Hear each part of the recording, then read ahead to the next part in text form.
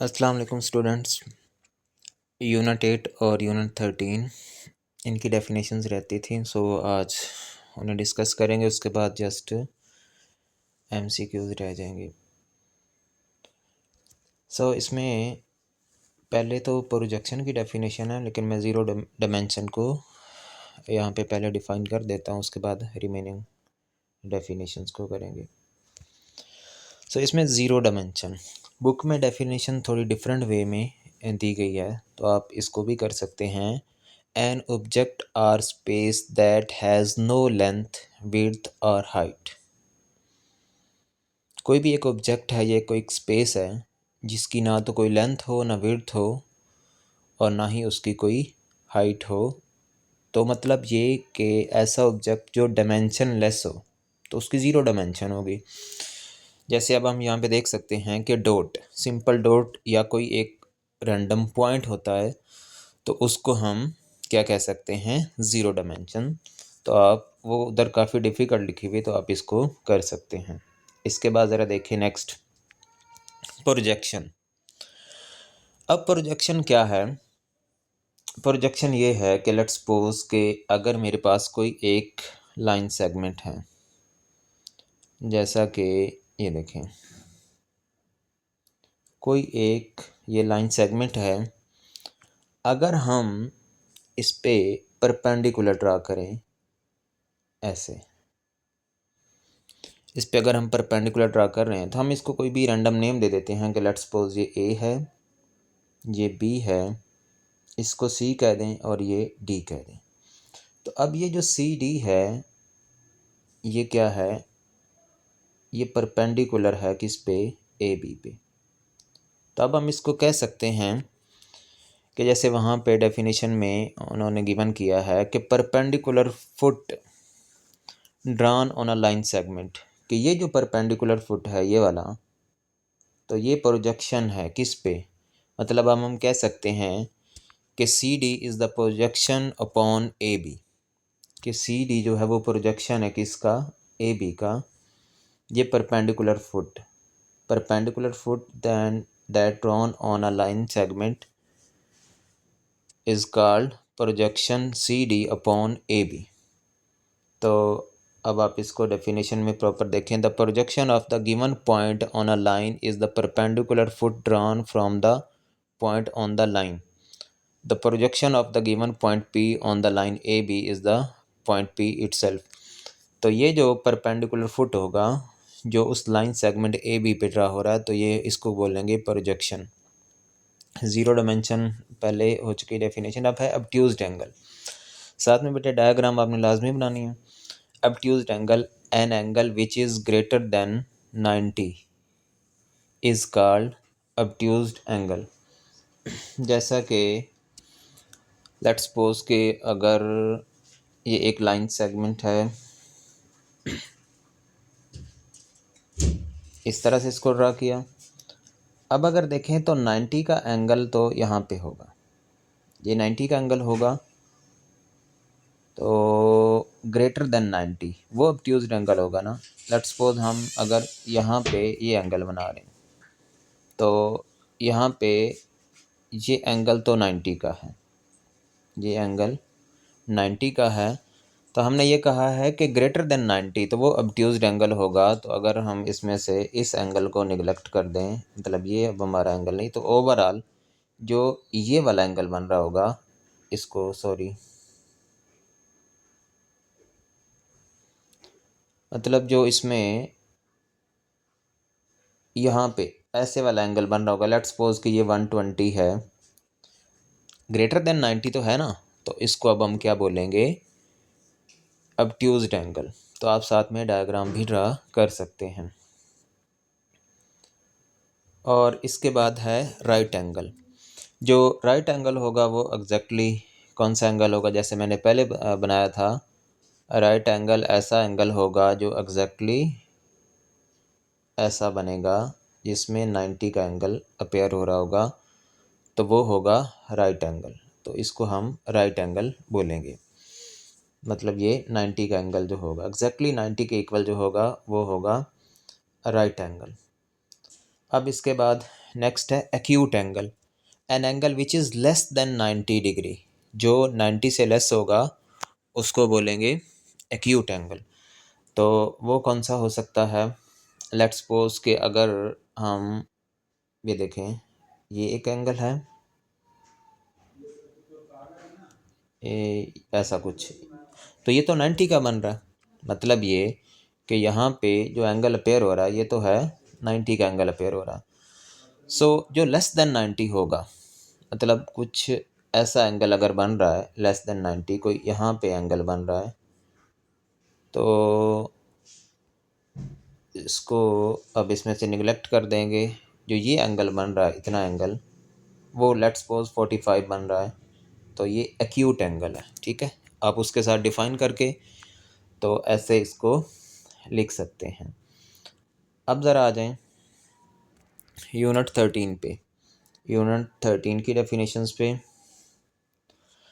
अब इसमें सर्कल को तो हम ऑलरेडी डिफ़ाइन कर चुके हैं, मैंने इसको बड़ा इजी वे में डिफ़ाइन किया था कि a round plane figure consist of points which are equidistant from a fixed point centre, और वो फिक्स्ड पॉइंट क्या होता है? सेंटर होता है। उससे जो सारे के सारे उसके पॉइंट्स होंगे, पॉइंट्स की कलेक्शन होगी, वो इक्वी डिस्टेंट होंगे, तो वो क्या होगा? वो सर्कल होगा। चलो मैं दोबारा एक बार यहाँ पे प्रॉपर इसको डायग्राम के थ्रू भी बता देता हूँ कि लेट्स सपोज कि अगर ये मेरे पास एक सर्कल है, ये सर्कल है, तो इसमें हम देख सकते हैं ना, ये पॉइंट की कलेक्शन से बनता है ना, मतलब ऐसे ये पॉइंट हमारे पास कुछ ऐसे पॉइंट्स की कलेक्शन से ये बन रहा है, और इसमें ये एक सेंटर है।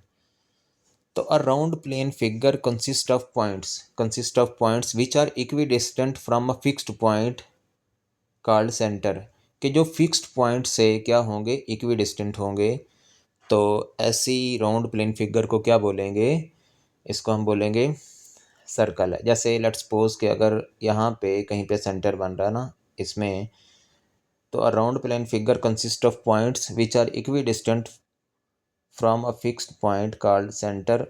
तो ये सारे के सारे पॉइंट इससे क्या होंगे? वो इक्वी डिस्टेंट होंगे यकीनन।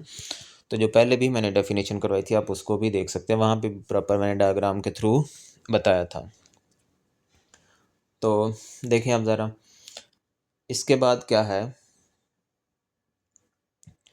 नेक्स्ट है radius, distance from centre of the circle to any point on the circumference of the circle is called radius.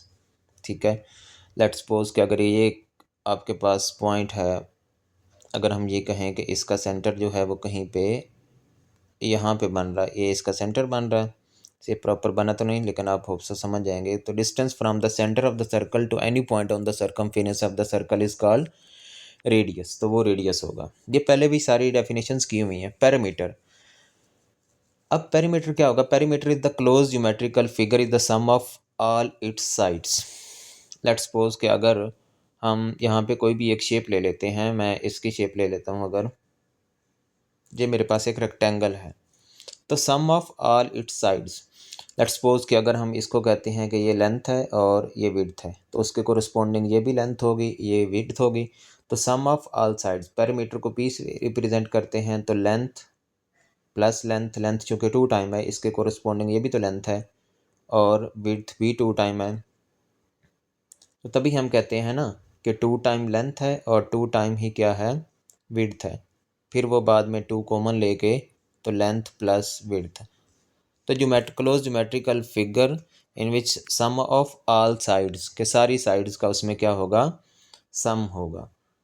तो यहाँ पे इसको इस तरह से डिफ़ाइन किया जाता है। अब है सरकमफेरेंस, ये पहले भी डिफ़ाइन कर चुके हैं। Boundary of the circle is called circumference. फिर है डायमीटर, बार बार भी कुछ डेफिनेशन इसमें रिपीट होती हैं। Diameter, if a straight line passing through the center of the circle and joining 2 point on the circumference of the circle, के let's suppose कि अगर इसका सेंटर जो है वो यहाँ पे कहीं पे बन रहा है, तो if a straight line passing through the centre of the circle and joining 2 point on the circumference, मतलब ये कि 2 रेडियस मिलके एक क्या बनाएंगे? डायामीटर बनाएंगे। ठीक है, वो कोड कह रहे हैं, कोड भी आपका joining of 2 point on the circumference of the circle is called code. तो कोड को हमने यूँ ही डिफाइन किया था ना। चलें, इसके बाद है arc, any part of the circumference of the circle. अब सर्कमफेरेंस तो ये टोटल है ना, ठीक है, ये टोटल जो इसकी बाउंड्री है, ये सारी की सारी बाउंड्री, इसको बोलते हैं सर्कमफेरेंस। अब ये कि एनी पार्ट और any portion of the circumference of the circle is called arc. तो ये यहाँ से लेकर यहाँ तक जो डिस्टेंस है, ये क्या है, ये आर्क। एनी पार्ट और any portion of the circumference of the circle, आप इसको नेम दे देते हैं। लेट्स सपोज यहाँ पे ए कह दें और ये बी है, और इसको ऐसे रिप्रेजेंट कर देते हैं ए बी। एक स्ट्रेट लाइन नहीं लगाएंगे बल्कि ऐसे आर्क टाइप लाइन लगाएंगे, तो ये क्या है, आर्क है। अब ट्रायंगल क्या है, close geometrical figure consist of 3 angles and 3 line segments, कि उसमें कि 3 साइड्स होंगी और 3 ही उसके क्या होंगे, एंगल्स होंगे। तो रैंडम कोई भी आप ट्रायंगल यहाँ पे ड्रा कर सकते हैं अपनी मर्ज़ी से। लेट्स सपोज के इसको ही देख लें, तो ये क्या है, ये एक ट्रायंगल है यकीनन, इसके 3 एंगल्स हैं, 3 इसकी साइड्स हैं। अब इसके बाद नेक्स्ट है पॉलीगॉन। अब पॉलीगॉन क्या है, पॉलीगॉन ये है कि a plane figure with 3 or more straight edges. अब ये पॉलीगॉन है, लेट्स सपोज इसको देख लें, ये पॉलीगॉन है। A closed geometrical figure consists of 3 or more than 3 straight edges. तो each triangle is a polygon, rectangle is a polygon, square is a polygon. तो ये सारी शेप्स क्या हैं, ये पोलीगॉन ही हैं। सो ये आप इसको डिफाइन करने के बाद कोई भी साथ में लिख सकते हैं, इसकी एग्जांपल के तौर पे कोट कर सकते हैं। डायग्राम लाजमी बनानी है। अब है regular polygon. Regular polygon, polygon और रेगुलर पॉलीगॉन में क्या डिफरेंस है, मैं ये भी बता देता हूँ यहाँ पे, कि if all straight edges are equal. Let's suppose कि अगर ये मेरे पास एक ट्रायंगल है, तो अगर इसकी सारी की सारी साइड्स इक्वल होंगी तो ये क्या होगी, ये रेगुलर पॉलीगॉन होगी, ठीक है। और जैसे ये स्क्वायर है, ठीक है, रेक्टेंगल नहीं होगी, मतलब कोई अगर स्क्वायर है, ये स्क्वायर बना नहीं वैसे, कोई अगर एक स्क्वायर होगा तो उसकी भी सारी की सारी साइड्स क्या होती हैं, यकीनन इक्वल होती हैं। सो इसलिए उसको भी रेगुलर पॉलीगॉन बोलेंगे। तो पॉलीगॉन और रेगुलर पॉलीगॉन में फ़र्क जस्ट ये है कि रेगुलर पॉलीगॉन में सारी की सारी साइड्स क्या होंगी, वो इक्वल होंगी। चलें, अब इसके बाद है next one, vertices. Corner of polygon are called vertices. Let's suppose कि अगर मेरे पास कोई भी एक शेप है, इसको ही ले लेते हैं, ये एक मेरे पास कोई शेप बन रही है, तो ये इसके वर्टिसेस कौन से होंगे मैं वो बता देता हूँ। जैसे मैं इसको ए कह दूँ, ये बी कह दूँ और ये सी है, तो इसके जो कॉर्नर्स हैं, ये वाले कॉर्नर्स, इनको हम कहते हैं वर्टिसेस। तो ये वर्टिसेस होते हैं। चलिए नेक्स्ट है locus, the path of an object moving according to some rule. अब जैसे कि हम सर्कल की अगर बात करें कि ये लेट्स सपोज कि ये मेरे पास एक सर्कल है, तो ये जो आपके पास पाथ है, ये जो इसका पाथ बन रहा है, तो ये इसका क्या होगा, लोकस होगा, ठीक है। कि path of an object moving according to the some rule. तो यकीनन अगर ये पाथ जो है वो किसी मूव कर रहा है ना ऐसे, तो किसी रूल्स के अकॉर्डिंग, और वो रूल क्या था कि उसमें हर एक, उस पाथ का हर एक पॉइंट क्या होगा, वो इक्वी डिस्टेंट होगा। तो ये इसमें रूल है ना, डिफाइन है, रूल डिफाइन है यहाँ पे। तो ये जो है path of an object moving according to some rule, तो ये क्या होगा, इसको लोकस बोलते हैं। अब फर्दर जो डेफिनेशन है बड़ी इंपॉर्टेंट है। पीछे तो मैक्सिमम जो हमने डेफिनेशंस पढ़ी हैं वो ऑलरेडी हम पढ़ चुके थे, अगर आपने वो वीडियोस भी देखी होंगी तो। अब है circumscribed circle. If a circle passes through all the vertices of the polygon, the circle is said to be circumscribed circle। तो ये तो हम पहले भी कह चुके हैं ना, तब हमने इसको सर्कम सर्कल कहा था। तब हमने कहा था कि if a circle passes through the 3 vertices of the triangle, unit 9 में गालबन, if a circle passes through 3 vertices of the triangle is called circumcircle. अब क्या है कि उन्होंने स्पेसिफिकली साथ में पॉलीगॉन कह दिया कि if a circle passes through 3 vertices of polygon. Sorry 3 versus ज़रूरी नहीं 3 वर्सेस, क्योंकि ट्रायंगल ही जस्ट जो है वो पॉलीगॉन नहीं है, उसके अलावा भी शेप्स जो हैं वो पॉली। तो इसको आप सिंपली डिफाइन करेंगे कि if a circle passes through vertices of a polygon then circle is called circumscribed circle.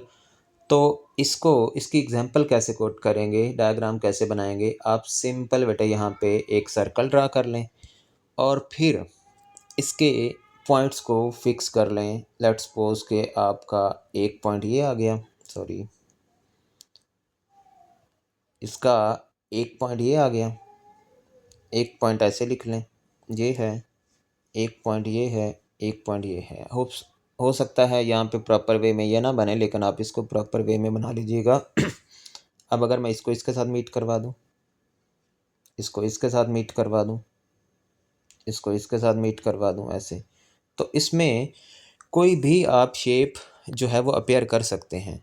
तो अब यहाँ पे क्लियर में नज़र आ रहा ना कि कोई भी एक सर्कल जो है, कोई भी एक सर्कल जो है वो किसी भी एक पॉलीगॉन के चारों वर्टिसेस में से पास कर रहा है, ठीक है, ऐसे कुछ।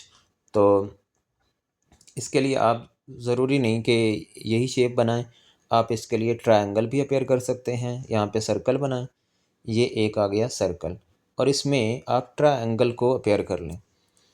तो इसका लेट्स सपोज कि आप ऐसे ये देख लें, कुछ ऐसे, फिर यूं और यूं।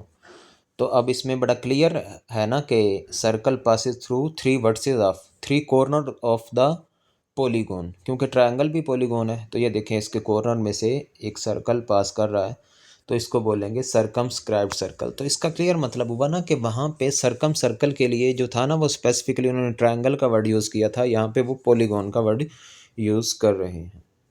सो मुश्किल ये भी नहीं है। अब इसके बाद नेक्स्ट है स्क्राइब्ड सर्कल। इसको समझना बड़ा ज़रूरी है कि if a circle touches one side of the triangle externally and the other two produced sides internally is called escribed circle. अब इसकी वैसे तो इसको ज्योमेट्रिकली इसको प्रॉपर वे में ड्रा किया जाता है, लेकिन वो काफ़ी कॉम्प्लेक्स हो जाएगा आपके लिए। मैं इसको ना ज़रा देखिएगा कि इसको किस तरह से आप ड्रा कर सकते हैं। इसकी शेप को, इसकी शेप को आप यूँ ड्रा कर सकते हैं। लेट्स सपोज के आप एक पहले सर्कल ड्रा करते हैं, सर्कल आपने ड्रा कर लिया। अब इसके बाद आप क्या करें, आप कोई यहाँ पे एक पॉइंट ले लें, उस पॉइंट को यहाँ पे ऐसे मीट करवा दें, इसको टच करते हुए, इसकी एक्सटर्नल साइड को वो टच करते हुए पास कर दें। दूसरा फिर पॉइंट यहाँ से ले लें, वो भी इसकी एक्सटर्नल साइड को यूँ टच करते हुए गुजर जाए। उसके बाद फिर आप क्या करें कि यहाँ पे एक ट्रायंगल की शेप टाइप ये बन जाएगी, ये देखिए ये बन गई, ट्रायंगल की शेप टाइप बन गई है। तो ये अब आपका स्क्राइब्ड सर्कल जो है वो कंप्लीट हो चुका है। अब आप ज़रा डेफिनेशन पे गौर करें कि if a circle touch one side of the triangle externally, कि कोई एक ट्रायंगल है, लेट्स सपोज यहाँ पे देखें कि ये एक ट्रायंगल है, तो सर्कल उसको एक्सटर्नली टच कर रहा है। एक्सटर्नली का मतलब ये हुआ कि उसको बैरूनी तौर पे टच कर रहा है, लेकिन उसी ट्रायंगल की ये दो प्रोड्यूस साइड्स हैं, ये ट्रायंगल है ना, तो उसी की एक ये प्रोड्यूस साइड, एक ये प्रोड्यूस साइड है, तो उनको वो इंटरली टच कर रहा है। उनको क्या कर रहा है, वो इंटरली टच कर रहा है। तो ऐसा सर्कल क्या होगा, स्क्राइब्ड सर्कल होगा। मैं इसकी शेप एक बार दोबारा से बना के दिखा देता हूँ कि सबसे पहले आप सिंपली एक सर्कल बनाएं। ये एक सर्कल बन गया। इसके बाद यहाँ पे एक इसको लाइन ड्रा करें, कोई मुश्किल काम नहीं है, जो इसको इस तरह से एक्सटर्नली पास करे। एक लाइन फिर कुछ यूँ बना लें ऐसे। इसके बाद एक लाइन यहाँ पे ड्रा करें जो कि थोड़ा और तरह से हो गया। ये इसको एक्सटर्नली टच करना चाहिए ऐसे। तो अब आप इसमें देख सकते हैं, मैं यहाँ पे अब प्रॉपर वे में बताता हूँ कि if a circle touch one side of the triangle externally, तो ये देखें, ये एक ट्रायंगल बन रही है ना, ये वाली ट्रायंगल बन रही है, तो इस ट्रायंगल को ये एक्सटर्नली टच कर रहा है बैरूनी तौर पे, and its two produce sides internally, और उसी की दो प्रोड्यूस साइड्स, तो ये एक साइड थी ना इसकी, ये साइड थी, एक ये साइड हो गई प्रोड्यूस्ड हो गई, एक इधर प्रोड्यूस्ड हो गई, and its two produce side, एक ये साइड है एक ये साइड है, तो उनको इंटरनली टच कर रहा है, ये प्रोड्यूस साइड थी ना, तो उनको अंदरूनी तौर पे, इंटरनली का मतलब होता है अंदर से, तो उनको इंटरनली टच कर रहा है, तो ऐसे सर्कल को हम क्या बोलेंगे, ऐसे सर्कल को बोलेंगे स्क्राइब्ड सर्कल। होप सो आपको समझ आ गई होगी, साथ में डायग्राम लाजमी बनानी है। फिर है circumcircle, the circle passing through the three vertices of the triangle, पहले भी ये बात हो चुकी है, तो इसको बोलेंगे सरकम सर्कल। अब पिछले यूनिट 12 में मैंने एक डेफिनेशन छोड़ी थी गाल्बन इन सेंटर की, तो अब मैं यहाँ पे इसको डिफाइन करता हूँ। अब यहाँ पे इन सर्कल है, एक बात याद रखें, इन सर्कल हो या इनस्क्राइब्ड सर्कल हो, एक ही बात है, इनस्क्राइब्ड सर्कल एक ही बात है। A circle which touches the three sides of the triangle internally is known as incircle. A circle which touches the three sides of the triangle, three sides of the triangle.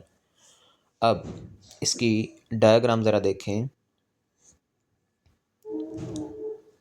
Let's suppose के पहले आपने circle ही draw करना है, पहले circle draw कर लें, ये एक सर्कल बन गया।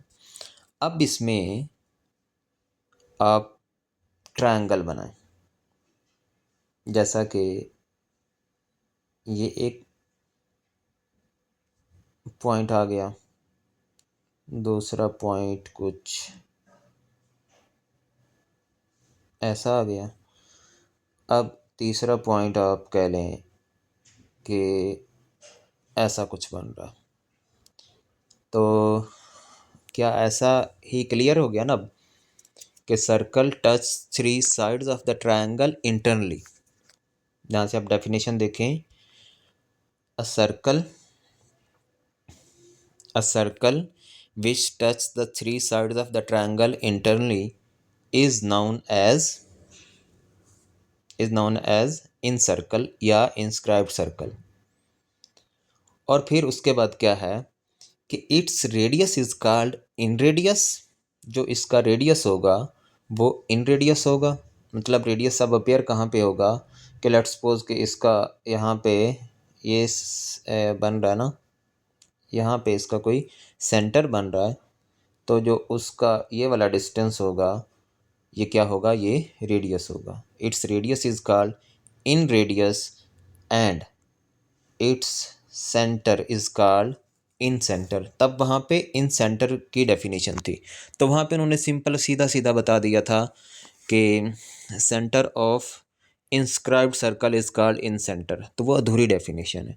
पहले आप प्रॉपर वे में इसको डिफाइन करें कि a circle which touch the three sides of the triangle internally is known as incircle और inscribed circle whose radius is called inradius. अगर वो रेडियस पूछें तो whose radius is called in radius and whose center is called in center। तो तीनों में से कोई भी डेफिनेशन वो पूछ लें तो आप इस तरह से इसको बता सकते हैं, साथ में ये डायग्राम लाजमी बनाएं। फिर मैं बता रहा हूँ कि इसका प्रॉपर इसकी डेरिवेशन होती है, आप इसको जो है वो प्रॉपर कंपास से आर्क लगा के ऐसे ड्रा करते हैं, लेकिन आपको मैं एक तरह से सिंपल वे बता रहा हूँ कि आप इस तरह से भी इसको बना सकते हैं, वो काफ़ी टाइम कंज्यूमिंग उस तरह से हो जाएगा। तो आपने इन जो डेफिनेशन है उनके साथ डायग्राम जो है लाजमी बनानी। तो अब सारे चैप्टर्स जो ज्योमेट्री के चैप्टर्स थे उनकी, ज्योमेट्री वाले पोर्शन के थे चैप्टर, उनकी डेफिनेशन हो चुकी हैं। अब MCQs बाकी हैं, तो वो भी इंशाल्लाह मैं बना देता हूँ, उन पे भी वीडियो बना देता हूँ। अल्लाह।